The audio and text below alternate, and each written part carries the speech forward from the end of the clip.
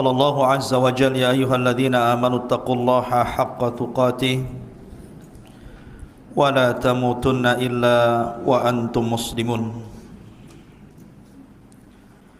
وقال صلى الله عليه وسلم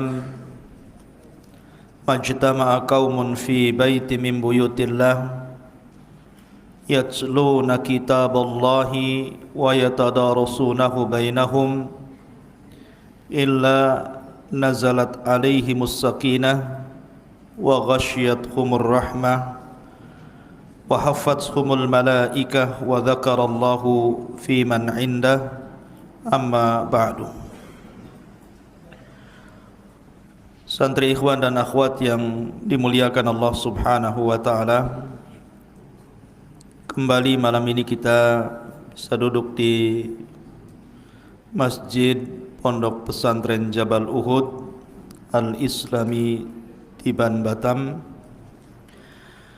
dan pembahasan di malam hari ini setelah kita menyelesaikan tentang ulama-ulama pengarang kutubu sittah, mulai dari Bukhari, Muslim, Abi Dawud, Tirmidzi, Nasai dan Ibnu Majah. Maka malam ini kita akan membahas tentang madzhabul arba', mengenal madhab yang empat yang masyhur. Walaupun sebenarnya madhab itu tidak terbatas kepada empat madhab, tapi madhab itu banyak. Ada madhab Ats-Tsauri, ada madhab Auza'i, ada madhab Ibnu Uyainah, dan yang lainnya selain daripada yang sudah masyhur. Ada Hanafi, Maliki, kemudian Syafi'i dan Hambali. Tetapi yang populer yang sampai kepada kita yang disebarkan murid-muridnya hanyalah madzhabul arba', empat madhab yang kita kenal hari ini. Dan yang kita akan bahas malam ini adalah madhab yang paling muda, madhab Hambali, dan kita akan mengenal siapa pencetusnya. Dialah Al-Imam Ahmad Ibnu Hanbal rahimahullahu ta'ala. Siapakah Imam Ahmad Ibn Hanbal? Bagaimana talabul ilminya? Bagaimana ujian-ujian selama beliau mengemban tugas talabul ilmi? Kemudian siapa syuyukhnya, guru-gurunya, murid-muridnya, sampai bagaimana dia wafatnya. Ma'asyiral muslimin yang dimuliakan Allah Azza wa Jal, Imam Ahmad Ibn Hanbal kunyahnya adalah Abu Abdillah. Abu Abdillah namanya adalah Ahmad Ibn Muhammad Ibn Hanbal Ibn Hilal Ibn Asad Ibn Idris, sampai kepada kabilahnya Asy-Syaibani, Az-Zuhli Asy-Syaibani. Adapun kunyahnya Abu Abdillah, sebenarnya Imam Ahmad sudah punya kunyah Abu Abdillah ini sebelum dia menikah. Dia mengkunyah dirinya dengan Abu Abdillah. Kemudian setelah menikah, karena beliau sibuk talabul ilmi, sehingga beliau menikah itu setelah usianya di atas 40 tahun, baru kemudian menikah. Setelah menikah kemudian punya anak laki-laki namanya Saleh. Kemudian anak kedua barulah kemudian diberi nama Abdullah sesuai dengan kunyahnya. Dari situ muncullah kunyah Abu Abdillah Ahmad ibn Muhammad ibn Hanbal rahimahullahu ta'ala. Adapun ibunya namanya Safiyah bintu Maimunah bintu Abdul Malik. Safiyah bintu Maimunah bintu Abdul Malik. Setelah Imam Ahmad lahir, ayahnya meninggal. Artinya Imam Ahmad terlahir yatim. Sampai-sampai Imam Ahmad sendiri yang mengatakan, saya tidak pernah mengetahui wajah kakekku dan bapakku, karena memang usia setahun belum bisa mengenali ayahnya. Jadi ketika beliau usia setahun, ayahnya meninggal dunia. Lah ibunya yang kemudian merawat Imam Ahmad. Dari sini ada faedah besar bahwa kefakiran seseorang, karena memang dari antara seluruh imam-imam madhab yang paling fakir itu Imam Ahmad, yang paling miskin Imam Ahmad dari semua madhahibul arba. Tetapi kefakiran dan keyatiman Imam Ahmad tidak menjadikan Imam Ahmad menjadi orang kecil. Bahkan dia menjadi ulama dunia. Siapa yang merawatnya? Ibunya. Makanya akhwat di belakang, dari sekarang harus belajar betul menjadi akhwat-akhwat yang cerdas, karena hampir semua imam madhab itu dididik ibunya. Imam Syafi'i menjadi imam besar karena ibunya. Abu Hanifah menjadi imam besar karena ibunya. Termasuk Imam Malik dan juga Imam Ahmad. Imam Ahmad yang menjadikan besar namanya adalah ibunya, karena di usia 9 tahun Imam Ahmad sudah hafal Quran. Yang mengajari Quran ibunya, dan yang mengajari bahasa Arab juga ibunya. Dan Imam Ahmad ini sudah sering saya katakan, satu di antara 4 imam hadis yang asalnya dari Arab. Ahmad ibn Hanbal ini asalnya dari Arab, dari kabilah namanya Asy-Syaiban. Dan ma'ruf kabilah Asy-Syaiban ini, Asy-Syaibani, adalah kabilah yang banyak menorehkan sejarah, baik di zaman para sahabat Rasul sampai kepada lahirnya Imam Ahmad. Sampai kita kenal sahabat Rasul namanya Muthanna ibnul Haris. Muthanna ibnul Haris adalah seorang sahabat dari kabilah Asy-Syaibani. Dialah yang kemudian diutus Abu Bakar Siddiq radhiyallahu an untuk menaklukkan Persia. Tetapi Abu Bakar usianya tidak panjang, hanya 2 tahun lebih, kemudian meninggal dan dilanjutkan oleh Umar ibn al-Khattab radhiyallahu an. Lah kakeknya Hanbal itu adalah seorang gubernur. Jadi kakeknya Imam Ahmad itu seorang gubernur di zaman Khalifah Harun ar-Rasyid, ataupun di zaman sebelum Khalifah Harun ar-Rasyid afwan.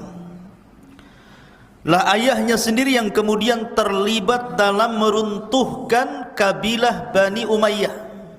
Jadi daulah Bani Umayyah itu runtuh, kemudian datang kabilah ataupun daulah Bani Abbasiyah itu. Lah salah satu yang ikut menumbangkan daulah Bani Umayyah itu adalah kakeknya Imam Ahmad, namanya Hanbal. Karena dia ketika itu menjadi wali, menjadi gubernur di salah satu kota di daerah Baghdad. Artinya bahwa Imam Ahmad keturunan orang-orang besar, karena kakeknya seorang wali. Ma'asyiral muslimin yang dimuliakan Allah Azza wa Jalla. Lah ibunya diceritakan kerjanya hanya menjahit. Jadi ibunya itu seorang khayyat, seorang penjahit. Dan Imam Ahmad sejak kecil sudah terbiasa bekerja. Jadi dia suka mengangkut barang di pundaknya untuk diangkutkan ke unta ataupun ke keledai, kendaraan mungkin di zaman sekarang, kemudian mengambil upahnya. Walaupun dia pernah suatu ketika menjadi salah satu sekretarisnya Khalifah Harun ar-Rasyid.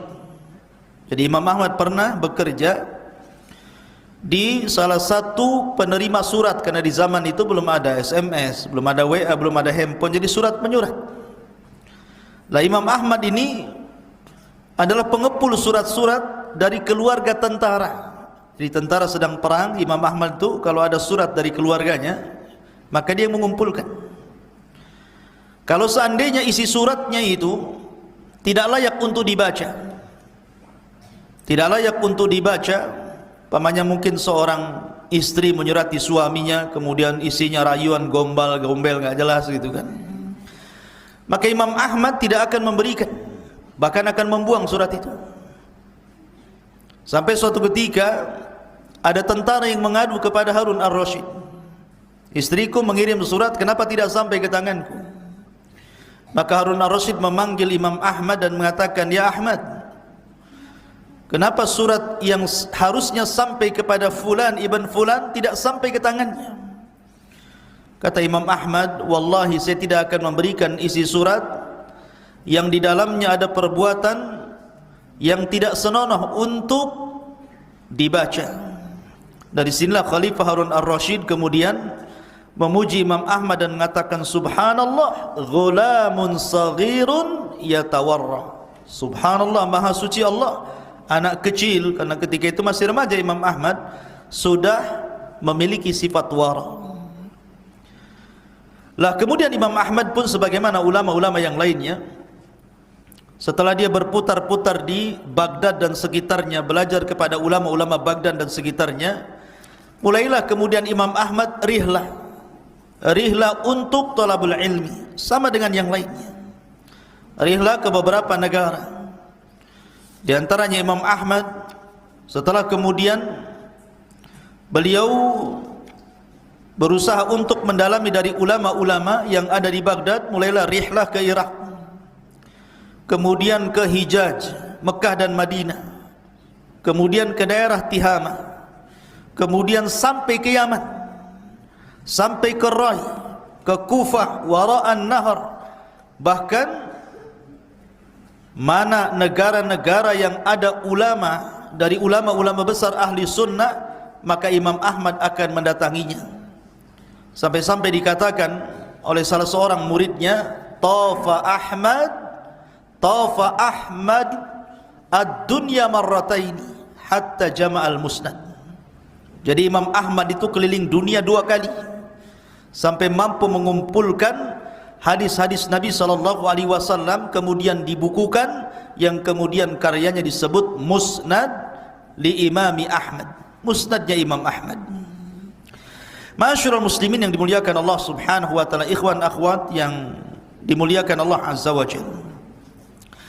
Adapun akhlak-akhlak beliau, sebelum kita membaca tentang pujian-pujian para ulama, bagaimana akhlak beliau?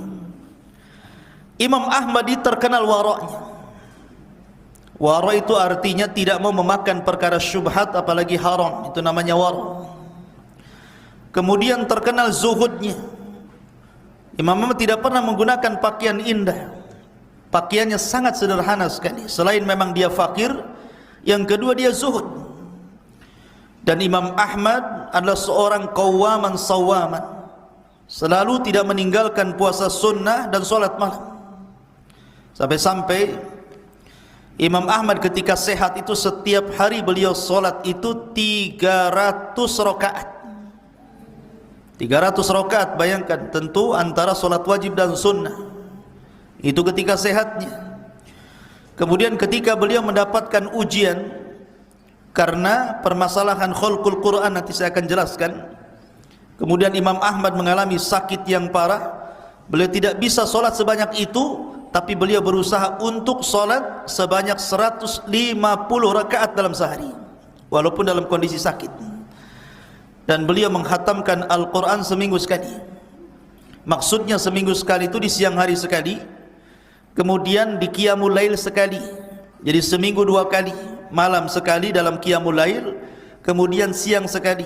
Dan kalau datang bulan Ramadan, setiap hari beliau khatamkan 1 kali dalam sehari. Berarti 30 kali khatam kalau seandainya Ramadan, 30 kali, 30 hari.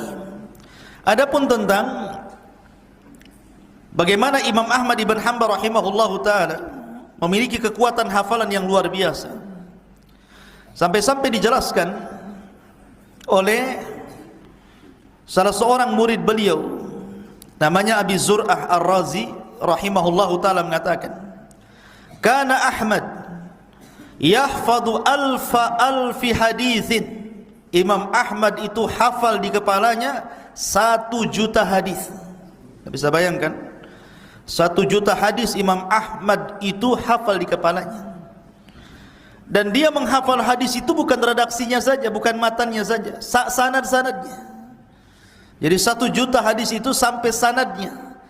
Hadis ini dari siapa, kemudian orang ini dapat dari siapa, sampai kepada sahabat Rasul, sampai kepada Nabi SAW. Bayangkan 1.000.000 hadis ada di kepalanya. Dan itu menunjukkan kekuatan hafalan yang luar biasa. Sampai suatu ketika Imam Ahmad ibn Hanbal bercerita begini, kuntu udzakiru waqi'an bihaditsi Tsauri. Dulu aku pernah murajaah bersama Imam Waqi. Imam Waqi itu gurunya Imam Syafi'i, juga gurunya Imam Ahmad, tentang hadisnya dari jalur Sufyan ats-Tsauri. Fakana idza shallal isya kharaja minal masjid ila manzilihi fa kuntu udzakiruhu farubbama dzakara tis'ata ahadits awil ashrah fa ahfadhuha fa idza dakhala qala li ashabul hadits amli alaina fa amliha alaihim fayaktubuna. Jadi apabila selesai salat isya, maka Imam Waqi keluar dari masjid menuju rumahnya. Maka ketika itu aku bermudzakarah dengan dia. Apabila Imam Waqi kemudian menyebutkan 9 hadis atau 10, maka aku langsung hafalnya. Kemudian berkata kepada aku Imam Waqi, ejahkan kepada kami apa yang diejahkan Imam Waqi kepada anda wahai imam. Maka Imam Ahmad menyebutkan dengan hafalannya, kemudian mereka menulis. Begitu cerdasnya Imam Ahmad, tanpa membawa catatan kayak antum bawa pena, tidak. Jadi sekali dengar langsung hafal. Kalau antum seperti Imam Ahmad tidak perlu bawa catatan. Tapi kalau antum bukan Imam Ahmad, bawa catatan. Karena antum ini hari ini hafal, besok lupa. Besok hafal, besoknya lupa lagi. Besoknya tidak hafal, lupa semua. Memang begitu, ya. Jadi Imam Ahmad ibn Hanbal rahimahullahu taala kuat hafalannya, luar biasa. Sampai-sampai Imam Syafi'i, bayangkan gurunya Imam Syafi'i ini, beliau sampai memuji Imam Ahmad ibn Hanbal rahimahullahu taala, mengatakan anta a'lamu bil akhbaris sihah minna. Hei Ahmad, kata Syafi'i, engkau lebih paham tentang hadis-hadis yang sahih daripada saya. Kemudian kata Imam Syafi'i, fa idza kana al khabaru sahihan fa'alamani hatta adhhab ilaihi. Kemudian dia mengatakan, kalau seandainya ada kabar yang sahih, ajarkan kepadaku, kata Imam Syafi'i, sampai saya berpendapat seperti pendapatmu. Jadi Imam Syafi'i kalau soal hadis, maka dia percayakan kepada Imam Ahmad. Dan Imam Ahmad banyak belajar fikih daripada Imam Syafi'i rahimahullahu ta'ala. Sampai akhirnya Imam Syafi'i mengatakan, ketika aku keluar dari Baghdad, aku tidak pernah melihat orang yang paling wara, yang paling takwa, yang paling alim melebihi Ahmad ibn Hanbal rahimahullahu ta'ala. Ini diantara akhlak-akhlak beliau. Tentu kesabarannya, istiqomahnya nanti kita akan cerita ketika bicara tentang Imam Ahmad dengan fitnah khalqil Quran. Bagaimana sabarnya Imam Ahmad dan bagaimana istiqomahnya. Kemudian juga pujian para ulama. Pujian para ulama. Berkata Al-Qasim ibn Salam, dia mengatakan, intahal ilmu ila arba'ah. Ilmu itu ujungnya hanya kepada 4 orang. Ahmad ibn Hanbal, kemudian Ali ibn Madini, kemudian Yahya ibn Ma'in, kemudian Abi Bakar ibn Syaibah. Bayangkan, kata Al-Qasim ibn Salam mengatakan, puncak ilmu itu ada pada 4 ulama. Pertama Ahmad ibn Hanbal, kedua Ali ibn Madini, ketiga Yahya ibn Ma'in, dan yang keempat Abi Bakar ibn Abi Syaibah. Dan ini pujian luar biasa, karena yang memuji juga bukan orang biasa, ulama besar. Kemudian juga Abdurrahman ibn Mahdi, salah seorang murid daripada Imam Ahmad, mengatakan, Abdurrahman ibn Mahdi dia mengatakan, hadza a'lamun nas bi hadithi Sufyan ats-Tsauri. Imam Ahmad adalah orang yang paling faham, yang paling lebih pengetahuannya dengan hadis Sufyan ats-Tsauri. Kemudian dia mengatakan, ma nadhartu ila Ahmad ibn Hanbal illa tadhakkartu bihi Sufyan ats-Tsauri. Tidaklah aku melihat Ahmad kecuali aku teringat dengan Sufyan ats-Tsauri. Saking cerdasnya Imam Ahmad sampai disejajarkan dengan Imam Sufyan ats-Tsauri rahimahullahu taala. Ma'asyiral muslimin, santri ikhwan dan akhwat yang dimuliakan Allah Subhanahu wa taala. Lah Imam Ahmad sendiri lahir di bulan Rabiul Awal pada tahun 164 Hijriah dan beliau wafat pada tahun 241 Hijriah. Lahir di Baghdad dan wafat di Baghdad. Saya ulangi, lahirnya bulan Rabiul Awal. Ada yang mengatakan lahir di Baghdad, ada yang mengatakan di Khurasan, tapi pendapat yang kuat lahir di Baghdad dan meninggal juga di Baghdad pada tahun 241. Dan Imam Ahmad sekali lagi terlahir yatim, dan ketika itu Baghdad memang negeri yang dipadati para ulama, karena pada zaman itu Baghdad di zaman Khalifah Ahmad, ketika kepemimpinan Daulah Abbasiyah di tangan Khalifah Ma'mun itu luar biasa, perkembangan negara luar biasa, macam-macam ilmu masuk di zaman Khalifah Ma'mun ini. Ma'asyiral muslimin yang dimuliakan Allah Azza wa Jalla. Lah, ada beberapa kisah yang ingin saya kisahkan sama antum tentang bagaimana Imam Ahmad ibn Hanbal rahimahullahu taala. Pertama, kisah Imam Ahmad bersama Khabbaz. Khabbaz itu orang yang jual roti, itu Khabbaz namanya. Jadi suatu ketika Imam Ahmad ini ikhwan, ketika ada yang mengatakan setelah dia keluar dari penjara, karena Imam Ahmad itu 16 tahun di penjara di 3 kurun kekuasaan, di zaman Khalifah Ma'mun, di zaman Khalifah Mu'tasim, dan di zaman Khalifah Wathiq. Bayangkan Imam Ahmad tidak keluar dari penjara, bolak-balik masuk penjara. Ya. Lah ketika kemudian di zaman Khalifah Mutawakkil, barulah kemudian ahli sunnah wal jamaah terang kembali dan Mu'tazilah kemudian hilang. Lah ketika itu Imam Ahmad ingin berjalan-jalan ke tempat kelahirannya. Imam Ahmad itu ingin berjalan ke tempat kelahirannya. Karena kehabisan bekal, apalagi Imam Ahmad sudah tua, kehabisan bekal dan sudah tua, maka Imam Ahmad kemudian singgah di sebuah masjid, kemudian tidur di masjid. Ini kurang ajarnya takmir masjid ini, melihat ada orang yang tidur di masjid tidak suka, dan dia tidak kenal siapa Imam Ahmad, dia hanya kenal namanya, tapi orangnya nggak tahu seperti apa. Imam Ahmad sudah tua, kemudian diusir, jangan tidur di masjid. Ya. Akhirnya Imam Ahmad ibn Hanbal rahimahullah yang sudah tua terpaksa keluar, kemudian tidur di teras masjid.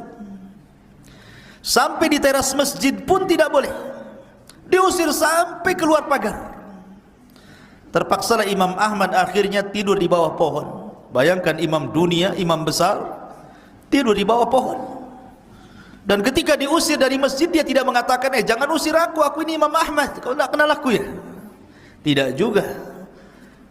Dia tidak pernah sombong dengan kebesaran namanya. Lah di samping masjid itu ada Khabbaz. Ada Khabbaz itu ada warung ya, yang jual roti. Lah Khabbaz ini melihat ada kakek tua tidur di bawah pohon, kasihan dia. Akhirnya kata Khabbaz ini, wahai syekh, wahai orang tua, kemarilah, tidurlah di rumah saya, tidurlah di toko saya ini. Akhirnya kemudian disediakan satu tempat di toko roti itu. Imam Ahmad pun tidur di situ. Tapi semalaman Imam Ahmad tidak bisa tidur. Pandangannya mengarah kepada tukang roti itu yang masih muda itu. Dia lihat lisannya tukang roti itu tidak pernah diam kecuali dibasahi dengan zikrullah. Astaghfirullah, subhanallah, la ilaha illallah, Allahu akbar. Terus ngomong begitu. Pokoknya lisannya zikir terus tidak berhenti. Kemudian kalau sudah sampai tengah malam, sepertiga malam, dia habiskan untuk qiyamul lail sampai kemudian subuh. Kemudian setelah subuh, dia terus berzikir. Pokoknya dia membuat takjub Imam Ahmad. Hebat kali anak muda ini. Lisannya tidak pernah berhenti zikir, kemudian qiyamul lail, kemudian puasa sunnah paginya. Sampai akhirnya Imam Ahmad penasaran. Kemudian memanggil kepada anak muda itu, "Wahai anak muda, siapa gurumu? Saya ingin berguru kepada dia. Saya lihat engkau ini orang takwa. Engkau ini orang takut kepada Allah. Lisanmu tidak pernah berhenti daripada zikrullah ya azza wa jalla dan qiyamul lail." Kata tukang roti ini, sebenarnya aku ingin meniru seorang alim besar, tapi sayang orang ini ada di penjara. Karyanya luar biasa, pujian para ulama luar biasa. Aku ingin belajar kepada dia tapi tidak sempat. Aku hanya berdoa kepada Allah subhanahu wa ta'ala, ya Allah, temukan aku dengan dia. Padahal semua doaku apabila aku panjatkan hampir tidak pernah meleset diijabah Allah, kecuali satu doa. Kemudian Imam Ahmad mengatakan, doa apa itu? Maka dia mengatakan, aku hanya berdoa kepada Allah azza wa jal, an yurinil imamu Ahmad ibnu Hanbalin rahimahullahu ta'ala. Aku hanya ingin dipertemukan dengan Imam Ahmad ibnu Hanbal rahimahullahu ta'ala. Dia tidak tahu di hadapannya siapa? Imam Ahmad. Dari situlah Imam Ahmad menangis. Barulah dia mengatakan, ana Ahmad ibn Hanbal.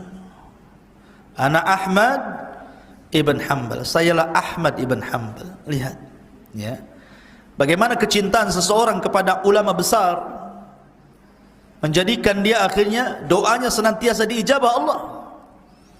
Kemudian setelah dia mengetahui di hadapannya Imam Ahmad, dia pun memeluknya, dia pun menangis, kemudian merengek ingin belajar kepadanya. Akhirnya dia pun menjadi salah satu daripada tilmid min talamidi Imami Ahmad. Luar biasa kisah ini.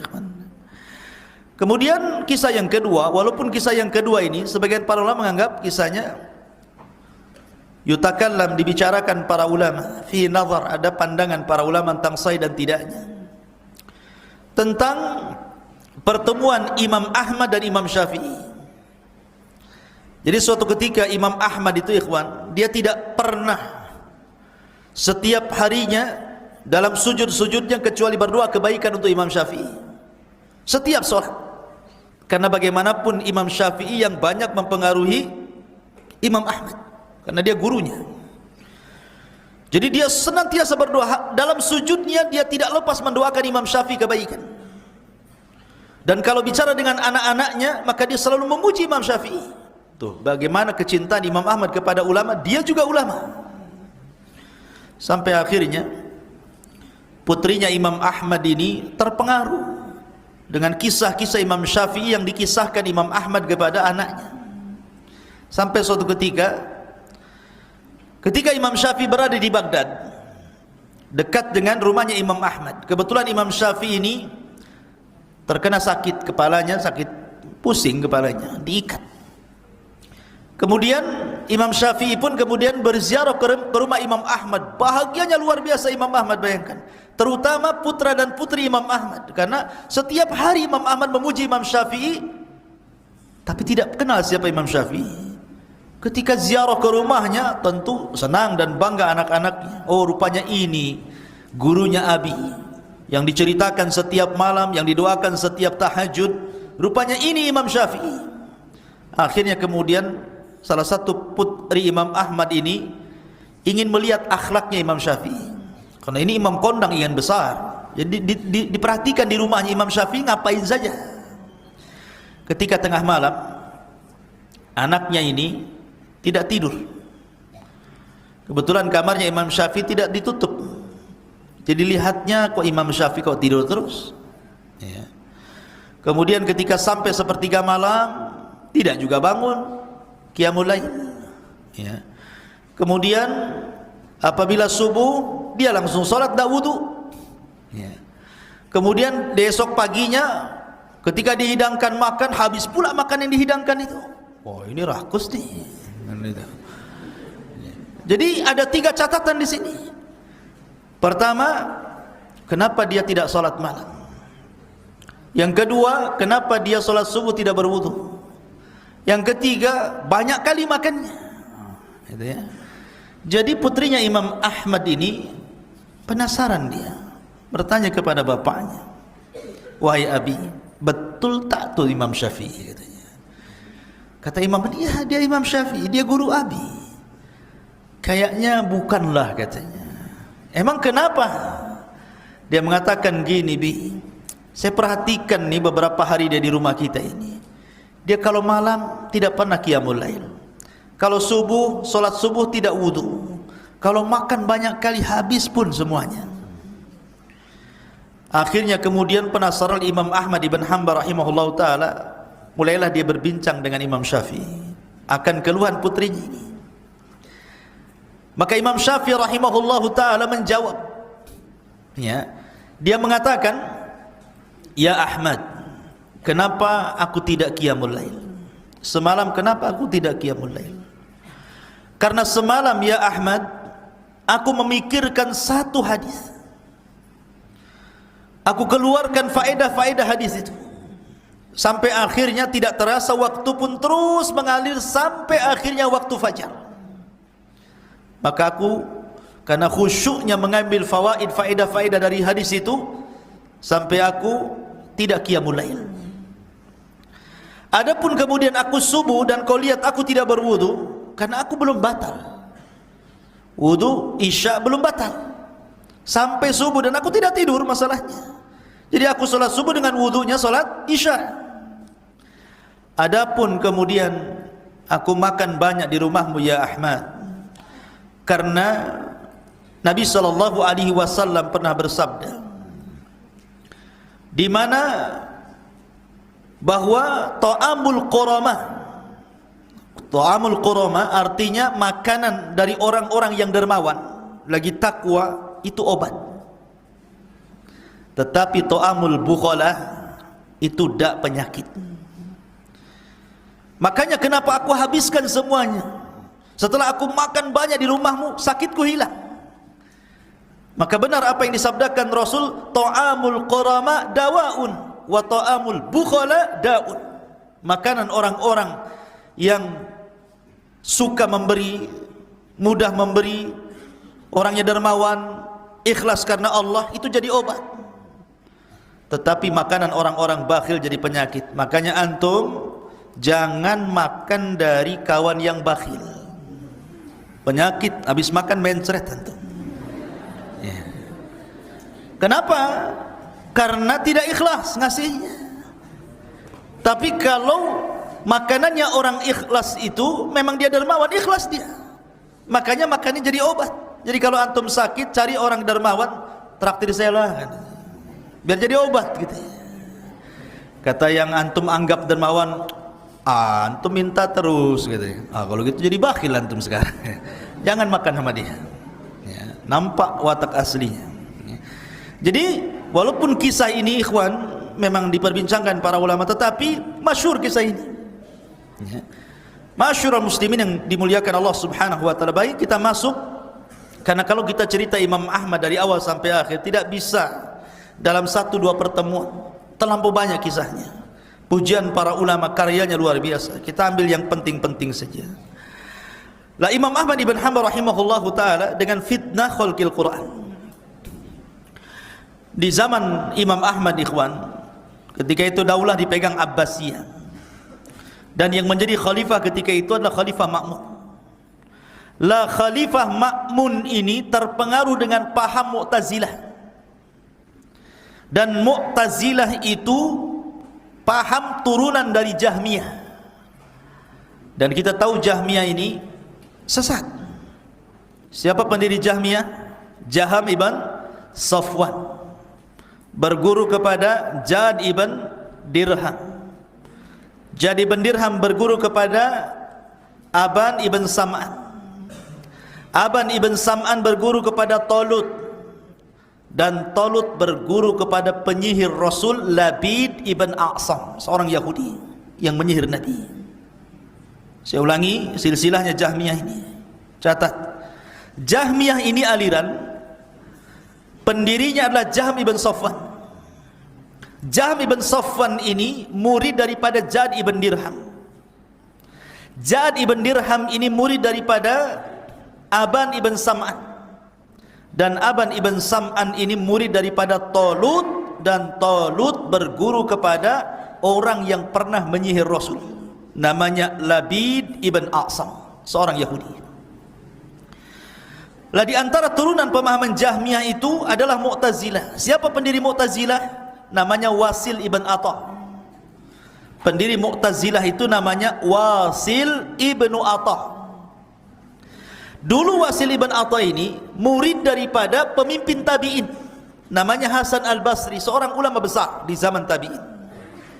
Ya, Hasan al-Basri punya murid Wasil ibn Atha. Tetapi Wasil ibn Atha ini membangkang. Dia menyelisih pendapat gurunya ketika bertanya soal beberapa soalan, salah satunya tentang para pelaku dosa besar. Maka Imam Hasan al-Basri menjawab, para pelaku dosa besar itu dia mukmin naqisul iman, dia tetap muslim, mukmin tetapi kurang imannya, dan di akhirat tahta masyiatillah, di bawah kehendak Allah. Kalau Allah mau Allah masukkan ke neraka, kalau Allah mau Allah masukkan ke surga. Itu jawaban Hasan al-Basri. Tapi Wasil bin Atha mengatakan tidak, saya tidak sependapat dengan anda. Dibangkang gurunya dan mengatakan pelaku dosa besar, kata Wasil bin Atha, manzilatun baina manzilataini. Dia jangan dikatakan mukmin, jangan pula dikatakan kafir. Dia tengah-tengah antara mukmin dan kafir, dan di akhirat dia kekal di neraka. Dari situ dia keluar dari majelisnya Hasan al-Basri. Dalam bahasa Arab, keluar dari majelis itu namanya i'tazala. I'tazala itu keluar dari majelis. Maka ketika itu dia punya halaqah sendiri di Masjid Basra itu.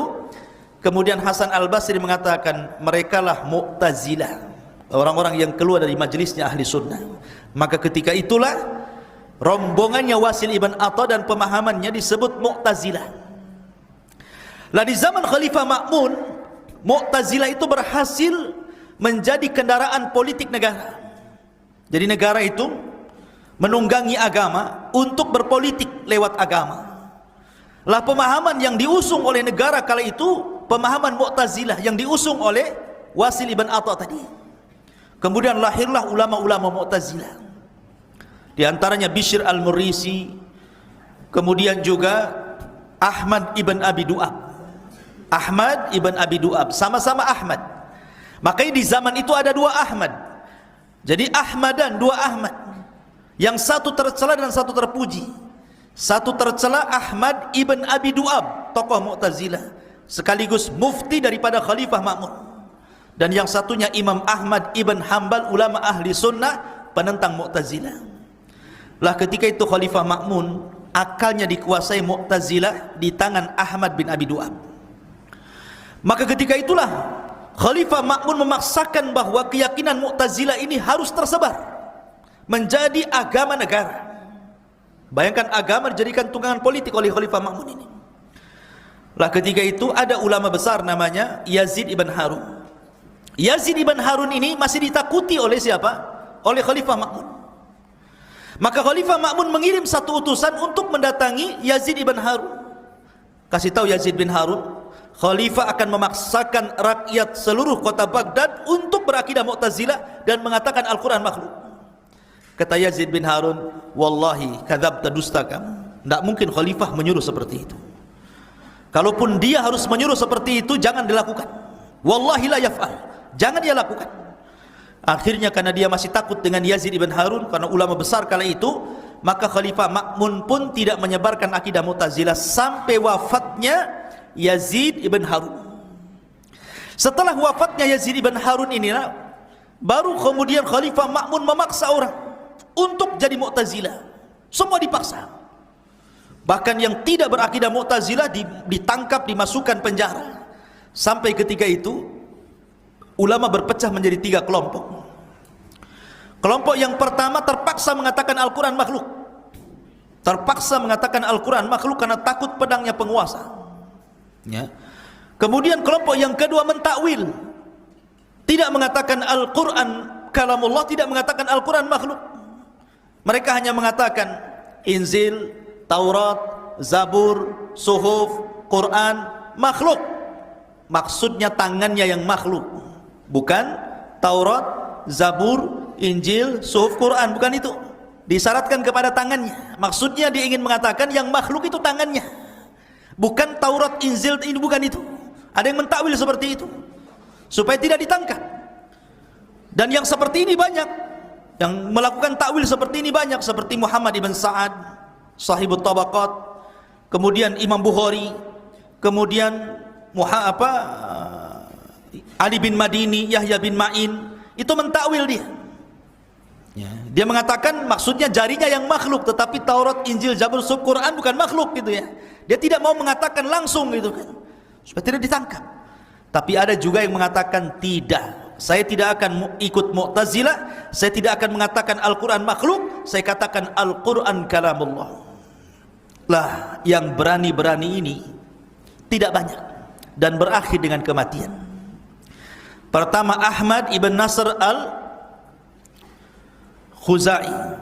Ahmad ibn Nasr al-Khuzai mati di penjara.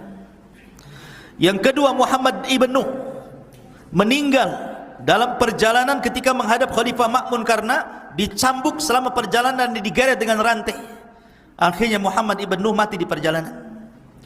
Kemudian Nuaim ibn Hamad meninggal di penjara, tidak dikafani, tidak dimandikan, dan tidak disolatkan, dipendam seperti itu. Ulama besar Nuaim ibn Hamad itu. Kemudian Al-Buaiti, kawan Imam Syafi'i, itu meninggal di penjara. Jadi 4 ulama ini meninggal.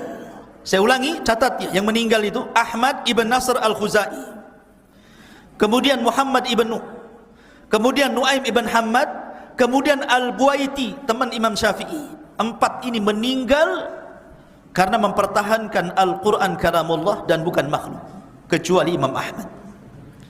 Imam Ahmad fisiknya kuat, dia tidak meninggal.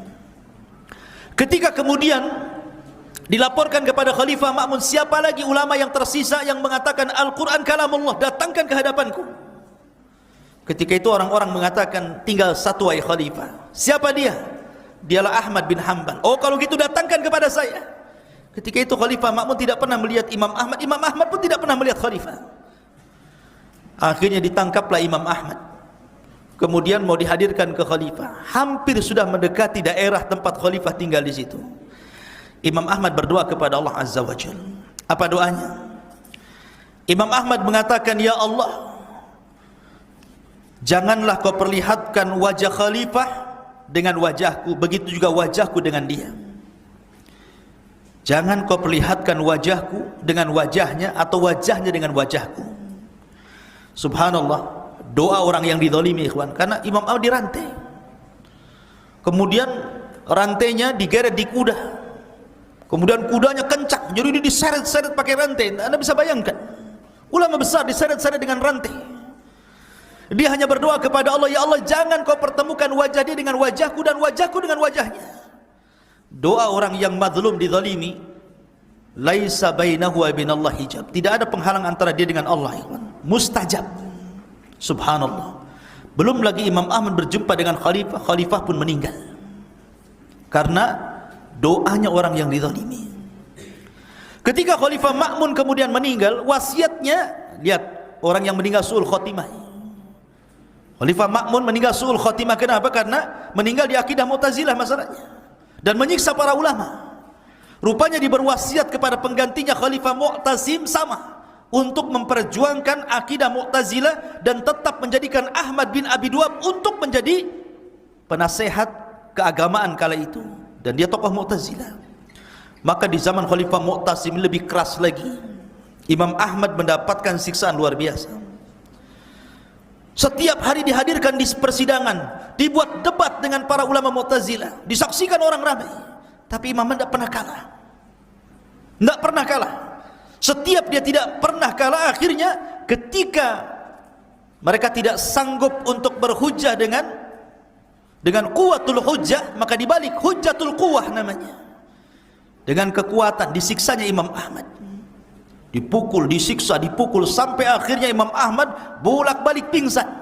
Darah bercucuran di badannya. Di penjara, bolak-balik masuk penjara sampai 13 bulan. 30 bulan, 30 syahran. 30 bulan Imam Ahmad mendekam di penjara, setiap hari dicambuk. Yang kata pencambuknya, dia mengatakan, kalau ku cambukkan kepada unta itu sudah roboh wahai imam. Kenapa Imam Ahmad istiqomah luar biasa? Ada dua manusia yang membuat Imam Ahmad istiqomah ketika itu. Pertama, seorang pencuri. Pencuri ini bolak-balik masuk penjara. 10 kali dia bolak-balik masuk penjara. Mencuri ditangkap, kemudian dipukul, keluar dari penjara, mencuri lagi, ketangkap lagi, masuk lagi penjara. 10 kali bolak-balik masuk penjara pencuri ini. Ketika dia melihat Imam Ahmad, Lis ini, pencuri ini mengatakan, ya imam, saya bolak-balik masuk penjara karena mencuri. Sesungguhnya cambukan itu hanya awalnya saja yang sakit, lama-lama akan terbiasa. Bersabarlah wahai imam, saya bersabar dicambuk karena mencuri. Engkau dicambuk karena memperjuangkan agama Allah Azza wa Jalla. Engkau harus lebih sabar lagi. Dari situ Imam Ahmad luar biasa mendapatkan nasihat dari seorang pencuri, ikhwan. Karena detik-detik Imam Ahmad disiksa ini kan perlu ada orang yang menghibur masalahnya supaya tetap dan istiqomah. Kemudian yang kedua, ketika Imam Ahmad dirantai kemudian digeret di jalan, berjumpa dengan Arab Badui, Arab gunung. Dia mengatakan, ya Imam Ahmad, ya imam, engkau imam dunia. Kalau engkau dibunuh tuqtal syahidan, engkau akan mati syahid. Wa illam tuqtal, kalau engkau tidak dibunuh, maka sa'idan, kau akan hidup dalam kondisi bahagia. Kalau engkau tidak dibunuh juga Imam Ahmad, pasti kau akan mati dengan cara lain. Dari situ Imam Ahmad makin luar biasa istiqomah dan sabarnya. Makanya di zaman Khalifah Mu'tasim, Imam Ahmad luar biasa. Memang luar biasa, disiksa habis-habisan sampai pingsan berkali-kali. Tapi dia tetap kokoh, tidak mau mengatakan Al-Quran makhluk dan tetap mengatakan Al-Quran kalamullah. Sampai akhirnya ada murid-muridnya datang. Murid-muridnya datang kepada Imam Ahmad, ya imam, kami tidak tega melihat engkau ini disiksa sampai berdarah-darah seperti ini, bolak-balik pingsan. Sudah, kau katakan aja Al-Quran makhluk, biar kau keluar, kau bisa mengajar kami lagi. Kata Imam Ahmad, tidak. Tidakkah kau lihat di luar sana orang banyak memegang pena dan buku? Kalau ku katakan Imam Ahmad mengatakan Al-Quran makhluk, jutaan orang mencatat perkataan Al-Quran makhluk dari fatwaku. Berapa banyak orang yang kusesatkan di dunia ini. Saya tidak akan mengatakan Al-Quran makhluk. Kata muridnya, kalau begini perintahkan kepada kami ya imam, kami siap memberontak. Murid-muridmu banyak di mana-mana, kami sudah siap. Kalau kau bilang kami serbu Mu'tasim, kita serbu. Kata imam, jangan. Memberontak itu akan memecah barisan kaum muslimin, bisa meneteskan darah kaum muslimin. Jangan. Ad-dima ud-dima, hati-hati dengan darah. Bayangkan Imam Ahmad sesabar itu loh. Kalau mau Imam Ahmad kan bisa saja sudah kumpulkan orang-orang kita berontak. Kurang ajar dia sudah mau cambuk diriku kan begitu. Tapi sabarnya Imam Ahmad luar biasa sampai dia mengatakan, "Lau kana li da'watun mustajab la da'autul Mu'tasim." Kalau aku punya doa yang mustajab, pasti aku akan berikan kepada Khalifah Mu'tasim. Sampai sabarnya seperti itu. Tetapi Mu'tasim subhanallah, dia memang tidak hendak membunuh Imam Ahmad, tidak. Karena dia tahu konsekuensinya kalau sampai Imam Ahmad terbunuh, oh bisa terjadi kehebohan di Baghdad kan gitu. Jadi biarkan saja. Sampai akhirnya di Amuria, negara lain daripada Baghdad, ada namanya Amuria. Itu negara yang dikuasai Romawi ketika itu. Ada seorang wanita muslimah dilecehkan. Jadi wanita muslimah ini ke pasar di negara Amuria itu, tiba-tiba dilecehkan. Dilecehkan kehormatannya, disobek auratnya dan dilecehkan kehormatannya. Maka wanita ini teriak dengan teriakan yang sekencang-kencangnya dan mengatakan, wa Mu'tasimat, wa Mu'tasimat, wahai Khalifah Mu'tasim, tolonglah aku wahai Khalifah Mu'tasim. Ini di Amuria, negara lain. Mu'tasim di Baghdad, ya kan? Dia menjerit-jerit seperti itu wanita itu, wa Mu'tasimat, wa Mu'tasimat, wahai Khalifah Mu'tasim, tolonglah aku, tolonglah aku. Kata tentara Romawi, berteriaklah kau sekehendakmu, Mu'tasim di Baghdad, kau di sini tidak akan dengar, katanya. Akhirnya ada seorang muslim mendengar teriakan itu, pulang dia ke Baghdad, langsung lapor kepada Khalifah Mu'tasim, ya Khalifah, ada seorang wanita dilecehkan kehormatannya, dia memanggil-manggil dirimu. Sejak itulah Khalifah bangkit, kemudian dia mempersiapkan pasukan besar satu Baghdad, dikumpulkan pasukan itu karena takut Imam Ahmad mati di penjara, dibebaskan sama Khalifah Mu'tasim. Karena sekarang sudah bukan lagi cerita Mu'tazilah, ini cerita masalah amuriyah, kehormatan seorang wanita. Akhirnya Mu'tasim ini, Khalifah Mu'tasim membawa pasukan besar, satu kota Baghdad bergerak menuju Amuriyah. Dihabisi Amuriyah sampai ke akar-akarnya. Dan ketika itulah Khalifah berhasil menguasai Amuriyah yang belum pernah dikuasai khalifah-khalifah sebelumnya, hanya gara-gara teriakan seorang wanita. Dari situ Imam Ahmad bahagia mendengar Khalifah menguasai negeri kafir, dan ketika itu dia maafkan kesalahannya. Karena dia sudah memerdekakan Amuriyah, membebaskan Amuriyah, maka semua apa yang dilakukan Khalifah terhadapku, mencambukku, menyiksaku, menjarakan aku, ku maafkan semuanya. Luar biasa Imam Ahmad. Tetapi selang dari kejadian Amuriyah ini, Khalifah Mu'tasim pun meninggal dunia. Khalifah Mu'tasim meninggal dunia, rupanya kekuasaan jatuh ke tangan Al-Wathiq.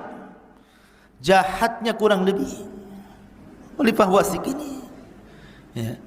Akhirnya Imam Ahmad ditangkap lagi. Bayangkan, sudah bebas ditangkap lagi, tidak bisa ditangkap, harus ditangkap. Kemudian dia katakan kepada Imam Ahmad, ya Imam, aku tidak mau satu atap aku dan dirimu, tidak mau satu negara. Kalau kau mau, kau silahkan pergi dari Baghdad. Tapi kalau engkau tetap mendakwahkan keyakinanmu dan menyelisih keyakinan negara, maka kau akan ditangkap dan dipenjara. Ketika itu Imam Ahmad dilarang untuk mengajar, meriwayatkan, membuat halaqah, dipenjara rumah, dijaga ketat. Dia boleh keluar hanya untuk sholat.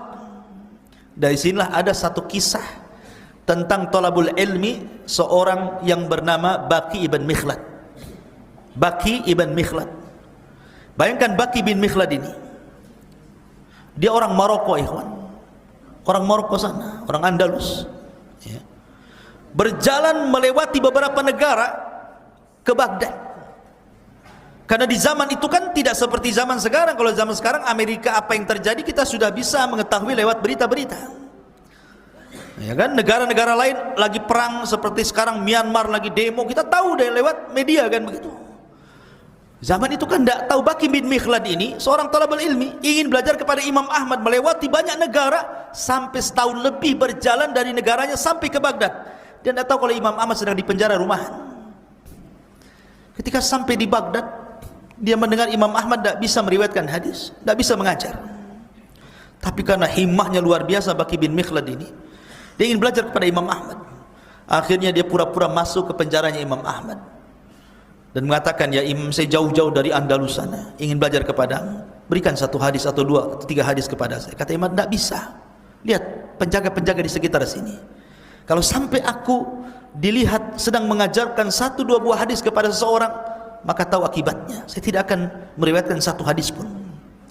Akhirnya Baqi bin Mikhlad ini kecewa, kan udah jauh-jauh dari negaranya, ingin belajar kepada Imam Ahmad.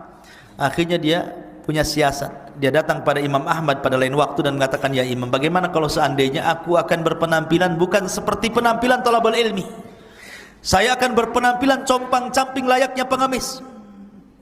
Saya akan mengetuk rumahmu pura-pura meminta sesuatu. Ketika aku katakan minta sesuatu, berikanlah satu dua hadis kepada aku.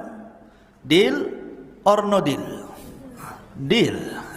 Akhirnya terjadilah kesepakatan, pura-pura jadi pengemis, compang-camping, ya, datang mengetuk pintunya Imam Ahmad. Pengawal kerajaan tidak tahu kalau dia seorang talabul ilmi. Diketuknya, assalamualaikum. Waalaikumsalam, ana Baqi bin Mikhlad ya Imam, hadis ni hadisan, tolong ceritakan satu hadis. Akhirnya setiap hari jadi pengemis dengan berubah penampilan, karena kalau itu terus penampilannya kan ketahuan kan gitu ya.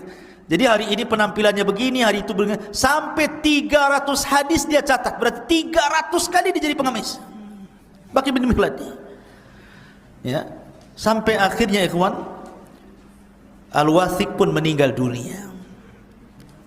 Tapi Imam Ahmad masih hidup, ya kan? Gantilah kekuasaan menjadi Khalifah Al-Mutawakkil. Bayangkan dari Khalifah Ma'mun meninggal, diganti Mu'tasim meninggal, diganti Wathiq meninggal, barulah kemudian naiklah Khalifah Al-Mutawakkil. Subhanallah, Khalifah Mutawakkil ini akidahnya ahli sunnah, bukan Mu'tazilah. Dari situlah maka dihapuskan ujian-ujian kepada para ulama untuk mengatakan Al-Quran makhluk. Tidak ada Mu'tazilah di kerajaan ini. Maka bersinarlah akidah ahli sunnah. Maka ulama-ulama ahli sunnah mulai mereka bercahaya, dibolehkan mengajar di majlis-majlis, di masjid-masjid, di halaqah-halaqah ilmu, termasuk Imam Ahmad. Maka Khalifah Mutawakkil sebagai balasan kepada para ulama yang sudah disiksa dari tahun ke tahun, 16 tahun selama Khalifah Ma'mun sampai Al-Wathiq, ulama ahli sunnah tertekan. Makanya Khalifah Mutawakkil pun banyak memberikan hadiah, memberikan uang banyak kepada para ulama, termasuk kepada Imam Ahmad. Datang uang banyak kepada Imam Ahmad dari Khalifah Mutawakkil. Tapi Imam Ahmad bukan mata duitan kayak antum, ya. Ketika datang uang banyak dari Khalifah, ditolak dia, tidak mau. Subhanallah, uang di depannya, tidak mau. Dari Khalifah halal, bukan haram. Kata Imam Ahmad, hadhihi asyaddu min tilk, katanya. Ujian harta ini jauh lebih besar dibandingkan aku keluar masuk penjara gara-gara mempertahankan Al-Quran kalamullah. Ini lebih berat lagi ujiannya. Kembalikan kepada Khalifah. Dibalikan sama Khalifah. Khalifah tidak mau juga, balikan lagi sama Imam Ahmad. Kata Imam, tidak mau, balikan lagi sama Khalifah. Asyik bulak-balik saja tu. Ketika sudah tidak bisa lagi Imam Ahmad membujuk untuk dikembalikan kepada Khalifah, terpaksa kata Imam Ahmad kepada murid-muridnya, ini harta dari Khalifah, uang dari Khalifah banyak sekali, khud ma syi'tum, ambil sesuka kalian. Wah, berebutlah murid-muridnya. Kayak antum ini hadiah, ambil lu, berebut. Padahal belum ada pertanyaan tuh, ya kan? Jadi diambil murid-muridnya Imam Ahmad, 1 sen pun dia tidak mengambil. Lihat waraknya, zuhudnya Imam Ahmad sedemikian rupa, ya. Ma'asyiral muslimin yang dimuliakan Allah Azza wa Jalla. Lah ketika suatu ketika perdebatan di masa Khalifah Mu'tasim, ketika Imam Ahmad Ibn Hanbal berhadapan dengan Ahmad bin Abi Du'ab. Ketika itu, karena memang Mu'tazilah itu kan takdimul akli ala naqli, mendahulukan akal dibandingkan nas, ikhwan. Jadi debatnya akal-akalan saja.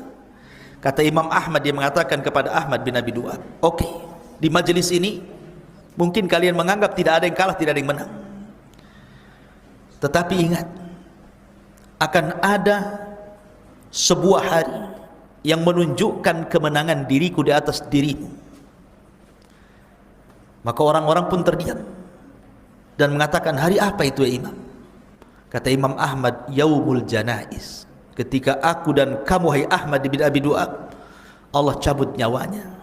Maka di hari ketika aku dan dirimu sudah menjadi jenazah, niscaya Allah akan pertemukan kebenaran itu. Betul. Maka Imam Ahmad ibn Hanbal rahimahullahu ta'ala, ketika diwafatkan oleh Allah subhanahu wa ta'ala, di hari wafatnya beliau di tahun 241 Hijriah, dia wafat. Satu kota Baghdad, ikhwan, keluar semua. Anak kecilnya, perempuannya, dewasanya, nenek-neneknya, kakek-kakeknya, semua manusia keluar untuk menyolati jenazahnya Imam Ahmad. Bayangkan, satu kota Baghdad, berapa kali sholat itu? Dari pagi sampai sore tidak berhenti orang sholat itu. Dan di hari wafatnya Imam Ahmad, ada yang mengatakan 20.000 orang-orang kafir masuk Islam. Gara-gara melihat bagaimana sabat dan sabarnya Imam Ahmad, sampai-sampai kemudian orang-orang kafir melihat akhlak yang luar biasa, mereka merasa kehilangan Imam Ahmad, sosok Imam Ahmad kehilangan karena akhlaknya luar biasa, Imam Ahmad itu. Sampai 20.000 lebih orang-orang masuk Islam di saat wafatnya. Ketika Ahmad bin Abi Du'ab meninggal dunia, hanya 3-4 orang yang mengurus jenazahnya. Hanya 3-4 orang mengurus jenazahnya. Sementara ketika Imam Ahmad, ini sama-sama Ahmad namanya, satu tokoh Mu'tazilah, satu tokoh Ahli Sunnah. Tapi ketika hari wafatnya Imam Ahmad, apa yang terjadi? Satu kota Baghdad menangis menyolati Imam Ahmad dan sedih karena kepergiannya. Bahkan 20.000 orang kafir masuk Islam. Berbeda dengan Ahmad bin Abi Du'ab, meninggalnya seperti bangkai. Tidak ada orang yang menyolati, memandikan, kecuali hanya 2-3 orang saja. Lihat perkataan Imam Ahmad, kebenaran itu akan muncul di hari Yaumul Janaiz. Di sini ditampakkan ahli sunnah di atas akidah Mu'tazilah. Ma'asyiral muslimin yang dimuliakan Allah Azza wa Jalla, sedikit kita bicara tentang karyanya. Imam Ahmad ini keliling dunia 2 kali sampai terkumpul sebuah karya yang luar biasa, namanya Musnad Imam Ahmad. Ada istilah-istilah kitab, ada istilah Al-Jami, seperti karyanya Imam Bukhari kan. Apa namanya karya Imam Bukhari? Al-Jami As-Sahih. Karya Imam Muslim Al-Jami As-Sahih. Kemudian karya Abi Dawud, Tirmidzi, Nasai, Ibnu Majah disebut Sunan.